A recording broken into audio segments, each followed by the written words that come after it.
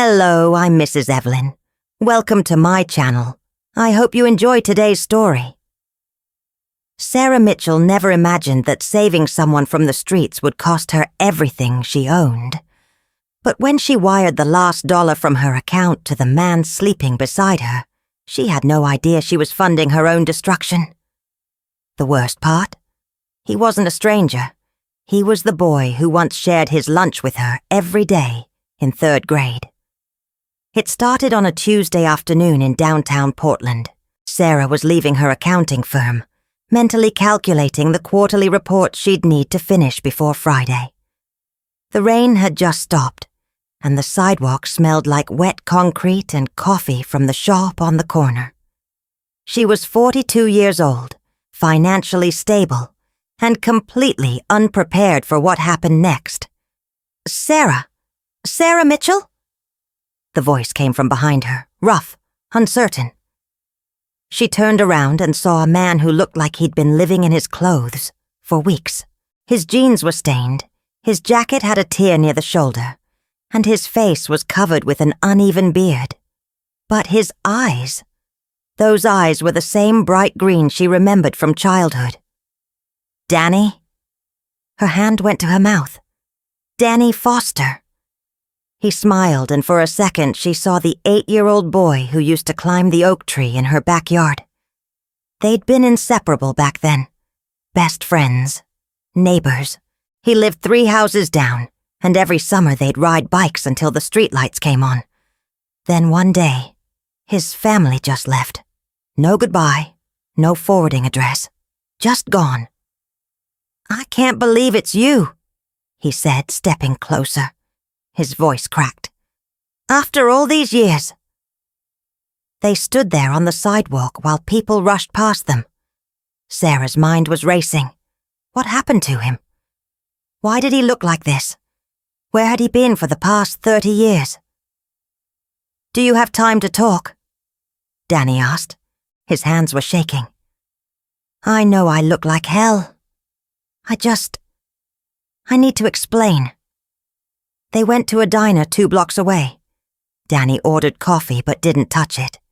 He just sat there, staring at the table like he was trying to find the right words. Sarah waited. She could see the shame in his face, the weight of whatever he'd been carrying. Then he started talking. His family had moved to Sacramento when he was 9. His father got a job there, or so Danny thought. Turned out his dad was running from debt. Big debt. The kind that follows you. Things got worse in Sacramento. His father started drinking. His mother got sick. By the time Danny was 16, he was working 2 jobs just to keep the lights on. "I dropped out of school," Danny said, his voice barely above a whisper.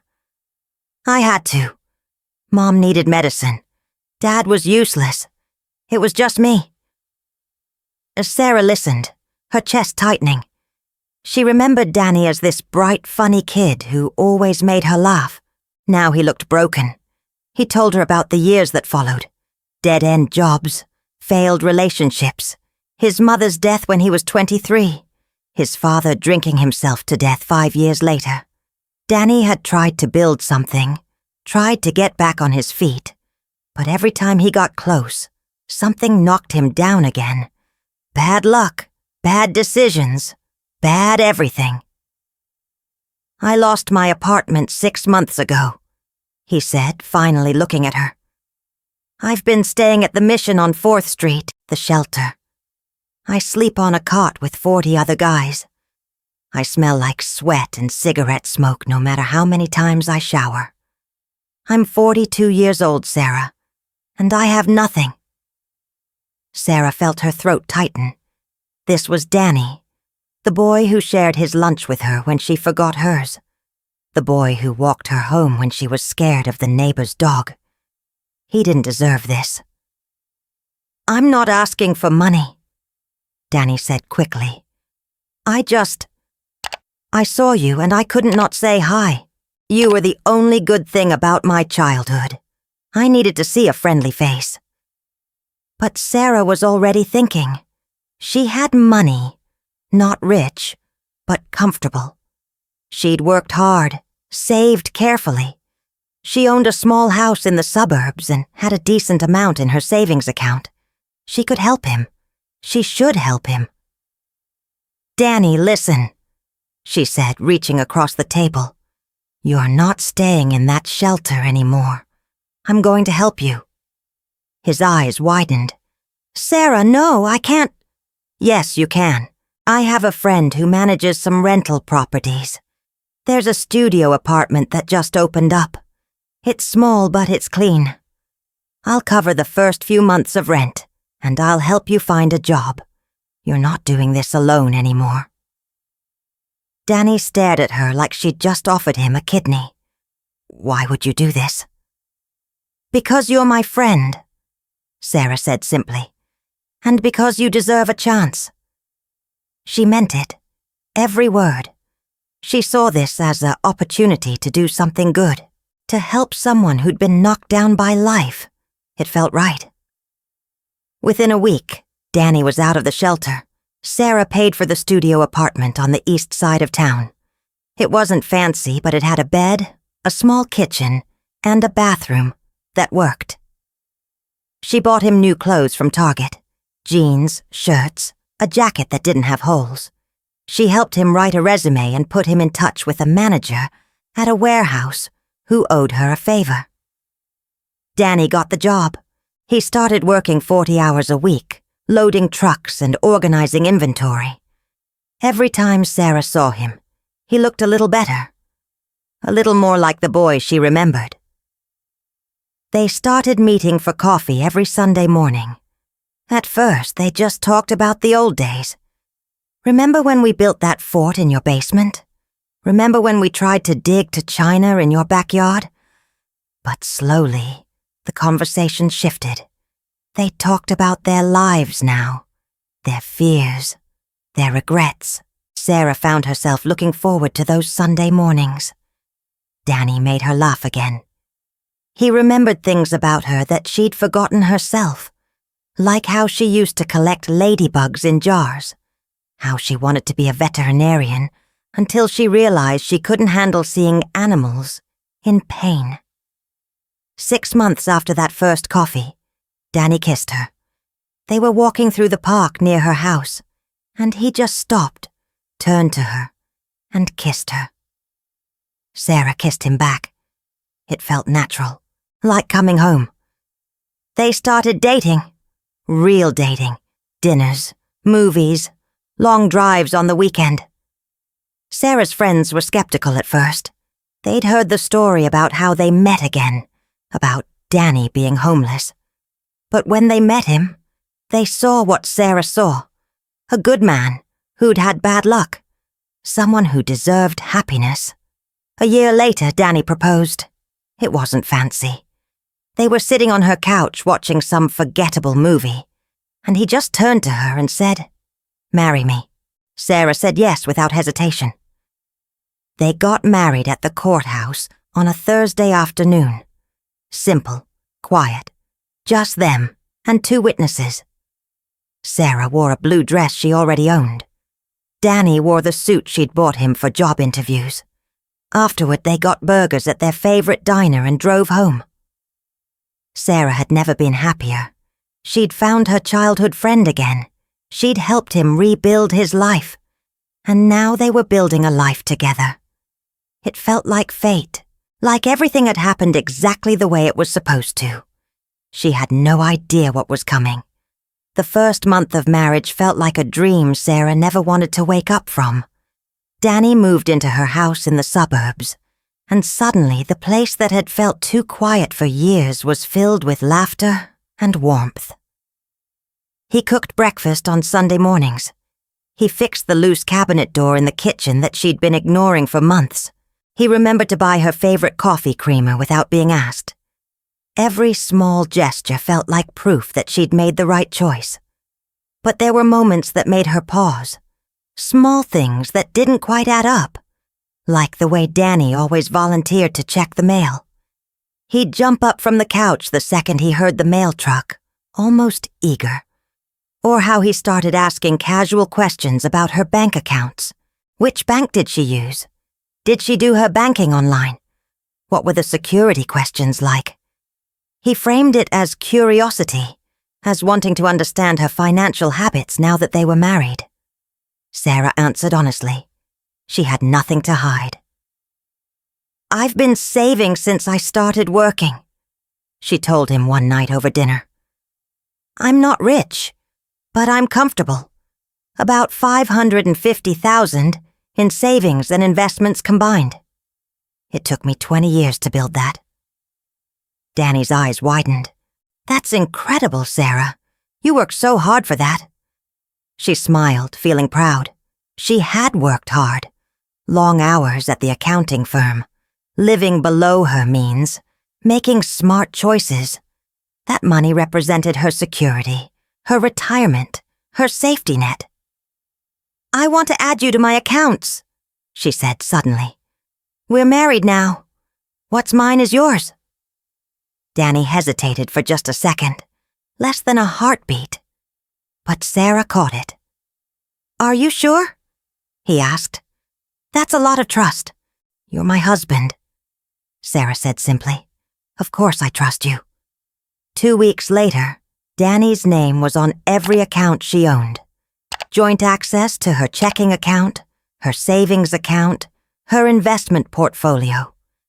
The bank representative had walked them through the paperwork, explaining that both of them could now make withdrawals or transfers without the other's signature. Sarah signed everything without hesitation. Danny signed slowly, carefully, like he was memorizing each word. That night they celebrated with wine and takeout Chinese food. Danny seemed quieter than usual. When Sarah asked if something was wrong, he kissed her forehead and said he was just tired from work. The next morning he called in sick to the warehouse, said he had a stomach bug. Sarah left for work at 7:30 like always, telling him to rest and drink plenty of water. She'd be home by 6. Danny waited until her car disappeared down the street. Then he went to her home office and opened her laptop. She'd written her passwords in a small notebook in the desk drawer. She'd shown him where it was last week, saying she sometimes forgot them herself. He photographed every page with his phone. By 9 a.m., Danny had logged into every account Sarah owned. By 10 a.m., he'd initiated wire transfers to 3 separate accounts he'd opened months ago under false names. The transfers were structured carefully. 30,000 here, 40,000 there. Not large enough to trigger immediate fraud alerts, but fast enough to drain everything within hours. By noon, $550,000 was gone. Every penny Sarah had saved over 20 years vanished into accounts that would be emptied and closed within days. By 1 p.m., Danny Foster had packed a single duffel bag and walked out of Sarah's house for the last time. Sarah came home at 6:15 that evening with groceries for dinner. She'd bought ingredients for Danny's favorite meal, chicken parmesan with garlic bread. She wanted to cheer him up since he'd been sick all day. The house was dark, silent. "Danny," she called out, setting the grocery bags on the kitchen counter. "Are you still sleeping?" No answer. She walked through the house, checking each room. The bedroom was empty. The bathroom was empty. His clothes were gone from the closet. His toothbrush was missing from the counter. The duffel bag he'd brought when he moved in was gone too. Sarah's heart started pounding. Maybe he'd gone to the doctor. Maybe the stomach bug was worse than they thought. She called his phone. It went straight to voicemail. She called again. Same thing. Then she saw the note on the kitchen table. A single piece of paper with 3 words written in Danny's handwriting. "I'm sorry, Sarah." Her hands started shaking. Sorry for what? Sorry for leaving? Sorry for being sick? Nothing made sense. She grabbed her laptop and logged into her bank account. She needed to see if he'd left any clues, any indication of where he might have gone. Maybe he'd used their debit card somewhere. Maybe she could track him. The page loaded. Sarah stared at the screen. The number where her checking account balance should be showed $0 and 0 cents. She refreshed the page. Still 0. Her mouth went dry. She clicked on her savings account. 0. Her investment account. 0. Every single account showed the same thing. Empty. Completely empty. Sarah's vision blurred. She couldn't breathe. This wasn't happening. This couldn't be happening. There had to be a mistake, a glitch, something. She called the bank's fraud department. Her hands were shaking so badly she could barely hold the phone. The representative pulled up her accounts and went silent for a long moment. "Ma'am," the woman said carefully, "I'm seeing multiple wire transfers initiated this morning between 9:15 and 10:45 a.m. All transfers were authorized with your login credentials and security information. The funds were sent to external accounts at different banks." "I didn't authorize anything," Sarah said, her voice breaking. "I was at work. I didn't do this." "Was anyone else in your home this morning? Anyone with access to your computer and passwords?" "Danny," the answer hit her like a freight train. Danny had been home alone all morning. Danny had access to her laptop. Danny knew where she kept her passwords. "My husband," Sarah whispered. "But he wouldn't. He would never." Except he did. He had. And now he was gone. The bank representative explained the process for filing a fraud report. She'd need to file a police report too. The banks would investigate. But because the transfers were made with Sarah's legitimate login credentials from her own home computer, and because Danny was an authorized user on the accounts, the situation was complicated. This wasn't a stranger hacking her account. This was her husband, legally entitled to access those accounts, transferring money out. Sarah hung up and immediately called the police. 2 officers arrived within an hour. They took her statement, photographed the note, asked questions about Danny's background. When Sarah explained how they'd met again, how she'd helped him get back on his feet, how they'd gotten married, one of the officers exchanged a look with his partner. "Mrs. Foster," the older officer said gently, "how much do you actually know about your husband's background? Did you run a background check before you married him?" Sarah felt sick. "He was my childhood friend. I trusted him. Did he ever give you specific details about where he'd been living? Names of friends or family we could contact?" She tried to remember. Danny had talked about Sacramento, about his parents dying, about the shelter on 4th Street. But now that she thought about it, he'd been vague. He'd never mentioned specific street addresses, never gave her phone numbers for old friends, never showed her photographs. "He said his family moved to Sacramento when he was 9, Sarah said slowly. "He said his parents both died, his mom when he was 23, his dad 5 years later." The younger officer wrote everything down. "We'll start there, see what we can find." But Sarah already knew what they'd find. Nothing. Or worse, something she didn't want to know. The officers left after midnight. Sarah sat alone in her dark house, staring at the note on her kitchen table. 3 words that had destroyed everything. "I'm sorry, Sarah." She didn't sleep that night. She couldn't. Every time she closed her eyes, she saw Danny's face. The way he'd looked at her when she'd offered to help him. The way he'd kissed her in the park. The way he'd said, "I love you," on their wedding night. Had any of it been real? Or had she been his target from the moment he'd called her name on that sidewalk? Sarah hired a private investigator on the 3rd day after Danny disappeared. His name was Marcus Chen, and he came recommended by one of the police officers handling her case. Marcus was in his 50s, with gray hair and the kind of calm, patient demeanor that made Sarah feel like maybe, just maybe, someone could actually find Danny and get her money back. "I need you to understand something," Marcus said during their first meeting. "People who do this, who plan something like this, they usually have experience. This wasn't his first time." The words hit Sarah like ice water. "What do you mean?" "The way he structured the transfers. Multiple accounts. Different banks. Timing designed to avoid immediate detection. Your husband knew exactly what he was doing, which means he's probably done it before." Sarah felt her stomach turn.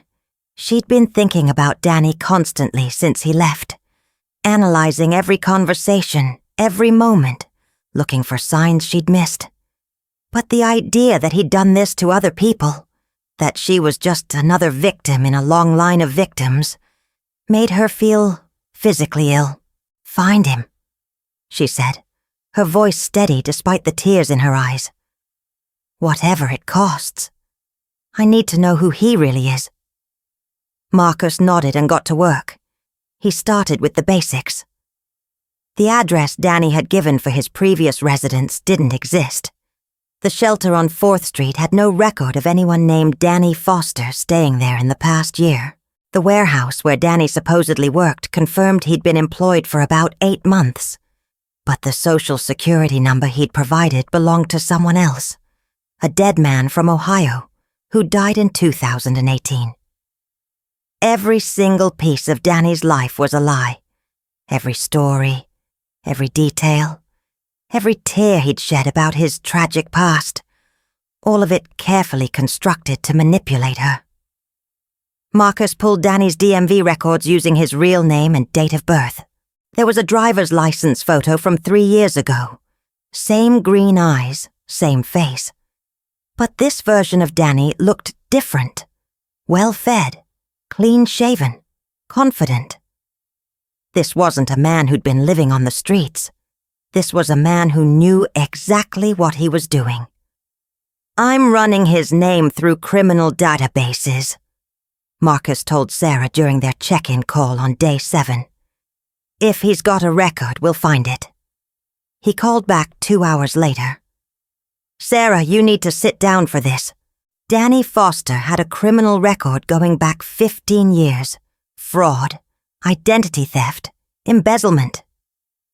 He'd served 2 years in prison in California for scamming an elderly woman out of her retirement savings. He'd been arrested in Nevada for running a romance scam that targeted divorced women on dating websites. He had outstanding warrants in 3 states. But the worst part, the part that made Sarah drop her phone and sob until she couldn't breathe, was what Marcus found in the Sacramento County records. Danny's parents hadn't died the way he'd said. His father was still alive, living in a nursing home in Sacramento. His mother had died 6 years ago, but not from natural causes related to poverty. She'd died of a heart attack, triggered by severe stress after discovering that her son had stolen every penny from her and her husband's retirement accounts. Nearly $200,000 gone. The theft had forced Danny's father into a state-funded nursing home because they could no longer afford private care. Danny's own mother had died knowing her son had destroyed them. Sarah threw up, actually got up from her couch, ran to the bathroom and vomited until there was nothing left. This was the man she'd married, the man she'd trusted with everything. He hadn't just stolen from her. He'd killed his own mother through his greed and betrayal. Marcus kept digging. He found that Danny had been using different variations of his background story for years. Sometimes he was a veteran down on his luck. Sometimes he was a widower who'd lost everything in a medical crisis. Sometimes he was a childhood friend who'd fallen on hard times. He adapted his story based on his target, always finding the angle that would generate the most sympathy and trust. With Sarah, he'd used their real childhood connection. That part was true. They had been neighbors. They had been friends. But Danny had remembered her for a different reason than she'd remembered him. He'd remembered that her father owned a successful accounting firm. He'd remembered that she'd always been responsible with money. Even as a kid, he'd spent 30 years waiting for the right moment, and when he'd happened to see her on that sidewalk in Portland, he'd recognized his opportunity. The casual meeting wasn't casual at all. Marcus discovered through security camera footage that Danny had been in Portland for 3 weeks before approaching Sarah. He'd been watching her, learning her routine, timing the encounter to seem like fate. "He studied you," Marcus explained. "He knew where you worked. He knew your schedule. He manufactured that whole meeting to seem spontaneous." 12 days after Danny disappeared, Marcus called with the news Sarah had been desperately waiting for. "I found him. He's in Sacramento." Of course he was. Sacramento, where his family had actually moved, where his father still lived in that nursing home, alone and abandoned. Danny had gone back to the place where it all started, probably because he felt comfortable there because he knew the area. Marcus had tracked the wire transfers to their destination accounts, then followed the digital trail as Danny moved the money again and again, trying to cover his tracks. But he'd made a mistake. He'd logged into one of the accounts from an internet cafe in downtown Sacramento. Security cameras caught his face. Marcus contacted local police, and within 2 days, they had an address. Danny was staying in a cheap motel on the outskirts of Sacramento, the kind of place that rents rooms by the week and doesn't ask questions. He was living under a fake name, but the motel clerk identified him from his photo. He was still there, apparently planning his next move, probably looking for his next victim. The Sacramento police arrested him on a Thursday morning. They broke down his motel room door at 6 a.m. and found him asleep in bed. He didn't fight, didn't run. Just put his hands up and let them cuff him like he'd been through this before, because he had, multiple times. They found $273,000 in one of the accounts Danny hadn't moved yet. The rest was gone. Spent, transferred to offshore accounts, converted to cryptocurrency, and lost in the digital void. Sarah would get back half of what he'd stolen. The other half was simply gone forever. Danny was extradited back to Oregon to face charges: theft, fraud, identity theft. The prosecutor told Sarah he'd likely serve 10 to 15 years given his prior record. It should have felt like justice. It should have felt like enough. But when Sarah stood in the courtroom during Danny's arraignment, watching him in his orange jumpsuit and handcuffs, all she felt was empty. He looked at her once. Just once. Their eyes met across the courtroom, and for a second she thought she saw something. Regret? Guilt? But then he looked away, and she realized it didn't matter. Whatever she'd thought she'd seen in him, whatever she'd thought they'd shared, it had never existed. The Danny she'd fallen in love with was a ghost, a carefully crafted illusion designed to separate her from her money. The real Danny Foster was a predator who'd spent his entire adult life hurting people, including his own parents. Sarah's lawyer helped her file for an annulment. The marriage was dissolved like it had never happened. Legally, Danny Foster had never been her husband, but the scars he'd left were real. The money he'd stolen was real. The betrayal was real. Marcus finished his investigation and delivered his final report. It included everything: Danny's full criminal history, the list of his known victims over the years. At least 8 women Marcus could confirm, probably more who never reported it. Women who'd been too embarrassed or ashamed to admit they'd been conned. Women like Sarah, who just wanted to help someone and got destroyed for their kindness. The report also included an interview Marcus had conducted with Danny's father at the nursing home. The old man was 83, suffering from early-stage dementia, living in a shared room with a stranger because he couldn't afford anything better. When Marcus showed him Danny's photo and asked about his son, the old man had started crying. "I don't have a son anymore," he'd said. My son died the day he stole from us.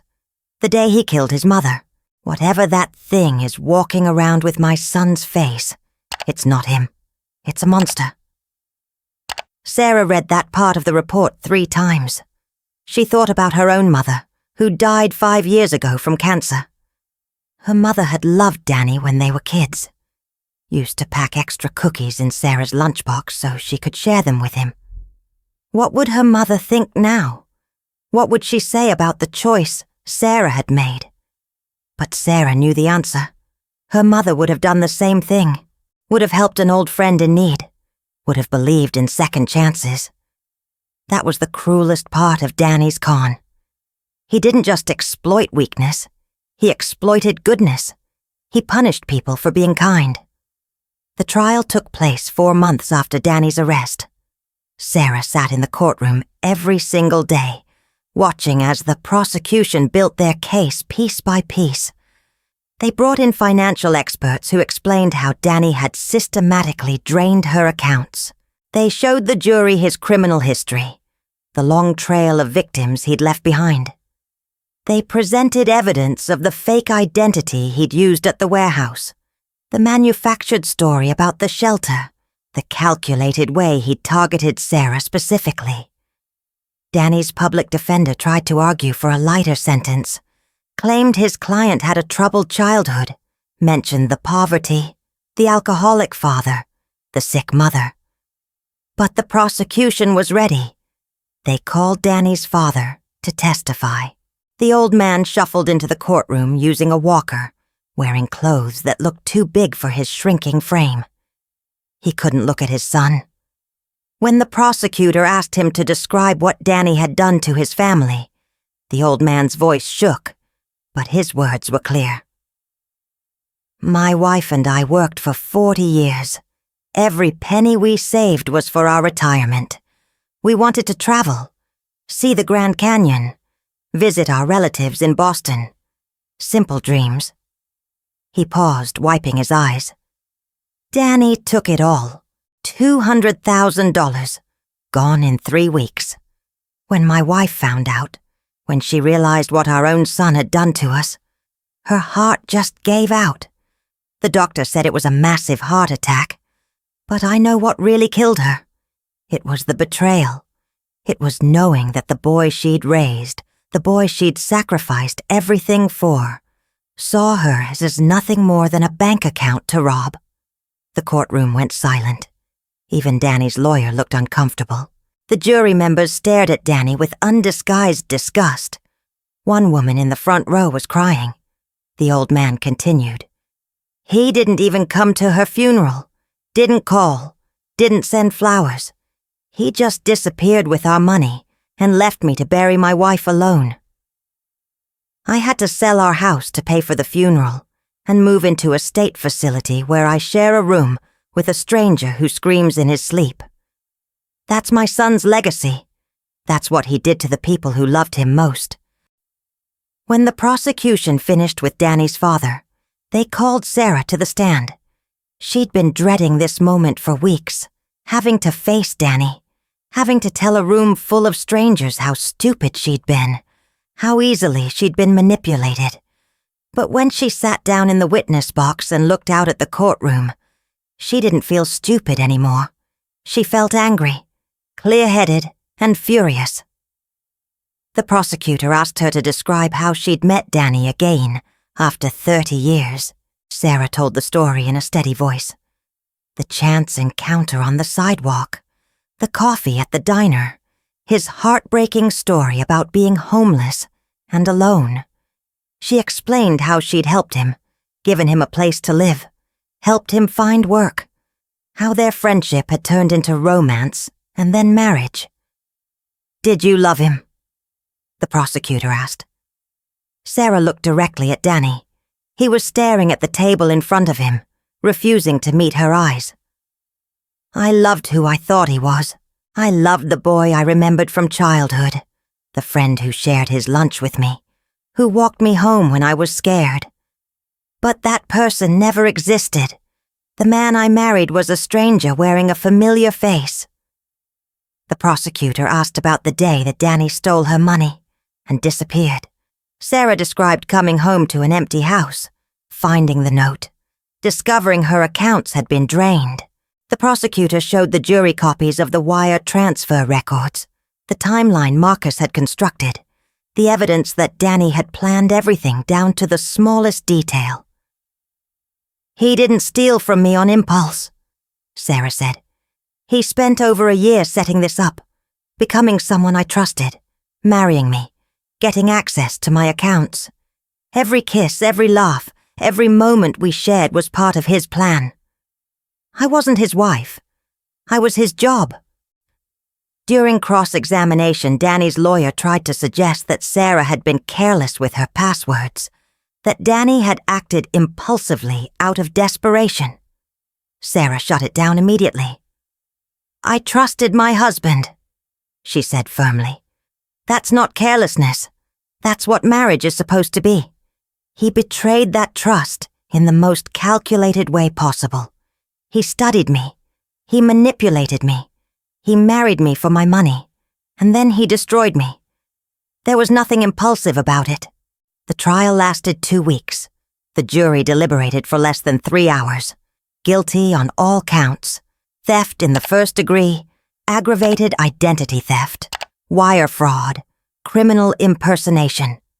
At sentencing, the judge looked at Danny with something close to contempt.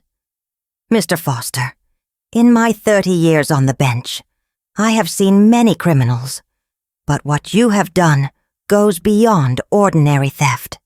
You have weaponized human kindness. You have taken people's capacity for compassion and turned it into a tool for your own enrichment. You destroyed your own mother. You abandoned your father. You betrayed a woman who loved you and tried to help you. The pattern is clear and deeply disturbing." The judge sentenced Danny to 18 years in prison.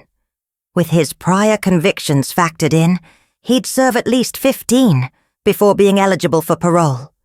He'd be nearly 60 years old when he got out. Danny showed no emotion as the sentence was read. No tears, no remorse, nothing. He was led out of the courtroom in handcuffs without looking back. Sarah watched him go and felt nothing. No satisfaction, no relief. Just a hollow emptiness where something vital used to be. The $273,000 the police recovered was returned to Sarah's account. It wasn't enough to replace what she'd lost, but it was something. She put it in a new account at a different bank with security protocols that would make it nearly impossible for anyone to access without multiple forms of verification. Sarah went back to work at the accounting firm. Her co-workers were supportive but careful around her, like she might break if they said the wrong thing. She appreciated their concern, but she didn't need it. She wasn't broken. She was different, harder, more cautious, but not broken. She sold her house. Too many memories of Danny living there, of cooking breakfast together, of watching movies on the couch, of believing in something that never existed. She bought a condo downtown, smaller and more secure, a place with no ghosts. Marcus Chen called her 6 months after the trial. He'd been following up on some of the other cases in Danny's history, trying to help other victims get closure. During his investigation, he'd discovered something that Sarah needed to know. The meeting on the sidewalk wasn't random. Marcus said, "I suspected it, but now I have proof. Danny had been planning to target you for almost 2 years. He'd been tracking you on social media under a fake profile. He knew about your job, your income level, the fact that you weren't married. He moved to Portland specifically to get close to you. The encounter was completely staged." Sarah had suspected as much, but hearing it confirmed still hurt. 2 years, she said quietly. "He spent 2 years planning to destroy me." "I'm sorry," Marcus said. "I thought you should know the full truth." The full truth. Sarah thought about that phrase for a long time after they hung up. The full truth was that she'd been targeted by a professional con artist who'd exploited her best qualities. The full truth was that her kindness had been turned into a weapon against her. The full truth was that the boy she'd known in childhood, if he'd ever really existed at all, had died a long time ago and been replaced by something cruel and calculating. But the full truth was also this: she'd survived. She'd gotten back half of what was stolen. She'd testified in court and helped put a dangerous criminal behind bars. She'd protected other women from becoming his victims. And she'd learned something important about trust and vulnerability and the cost of both. Sarah started seeing a therapist. She needed help processing the betrayal, the violation, the way Danny had gotten inside her head and heart and used her own emotions against her. The therapist helped her understand that what happened wasn't her fault, that being kind wasn't a weakness, that choosing to help someone in need was still the right thing to do, even though this time it had ended badly. You can't let one evil person destroy your faith in humanity, the therapist told her. That's what people like Danny want. They want to turn their victims into cynics. Don't give him that power. It took time, but slowly Sarah began to rebuild. She made new friends. She focused on her work. She volunteered at a financial literacy program, helping people understand how to protect themselves from fraud. She turned her experience into something useful, something that might help others avoid the same trap. A year after the trial, Sarah received a letter. It was from Danny's father. The old man's handwriting was shaky but legible. He apologized for what his son had done, said he'd testified against Danny hoping it would help Sarah get justice. He said he thought about his late wife every day and wished she'd lived to see Danny finally face consequences for his actions. At the end of the letter, he wrote, "You tried to help my son. You showed him kindness when he deserved nothing. That says everything about you, and nothing about him. I hope you can forgive yourself for being a good person. I hope you never stop being kind, even though kindness cost you so much. The world needs more people like you, and fewer people like Danny." Sarah kept that letter. She read it whenever she felt herself becoming too suspicious, too closed off, too afraid to trust anyone. It reminded her that she wasn't the problem. Danny was the problem, and she refused to let him turn her into someone bitter and afraid. 2 years after everything happened, Sarah met someone new, a man named James who worked in IT for a local hospital. They met at a coffee shop, a real chance encounter this time, when they both reached for the last blueberry muffin at the same time. He made her laugh. He was patient with her trust issues. He understood when she needed to move slowly. On their 5th date, Sarah told him everything. About Danny, about the theft, about the trial. She needed James to know what he was getting into, what kind of emotional baggage she was carrying. She expected him to run. Most people would. But James just listened. Then he said, "That must have been terrifying. I'm sorry you went through that. Thank you for trusting me enough to tell me." They've been together for 8 months now. Sarah still has moments of doubt, still catches herself looking for red flags that aren't there. But she's learning to trust again, slowly, carefully, but genuinely. Danny Foster is in a maximum security prison 200 miles away. Sarah has never visited him, and never will. She doesn't think about him much anymore. When she does, it's not with anger or pain. It's with a kind of detached pity. He's spent his entire life hurting people, and ended up with nothing. No family, no friends, no love. Just a cell, and decades of his life wasted. Sarah has her condo, her job, her new relationship, her savings slowly rebuilding, her faith in herself restored. She lost money, but she didn't lose who she was. She's still kind, still willing to help people, still believes in second chances, though now she's smarter about how she offers them. Sometimes people ask if she regrets helping Danny that day on the sidewalk, if she wishes she'd just walked past him and never looked back. Sarah always says no. She made the choice any decent person would make. The fact that Danny was a monster doesn't make her choice wrong. It just makes him a monster. The real victory, Sarah has learned, isn't getting her money back or seeing Danny in prison. The real victory is that he didn't destroy her capacity for love and trust. He tried. He failed. And that failure means more than any prison sentence ever could. Sarah Mitchell saved a stranger once, and it cost her everything. But she survived. She rebuilt. And she's still the kind of person who would help someone in need, even knowing the risk, because that's who she chooses to be. And Danny Foster, sitting in his cell with nothing but regret and wasted years, will never take that away from her. If you enjoyed this story, please subscribe so you won't miss the next one. Thank you for listening. See you soon.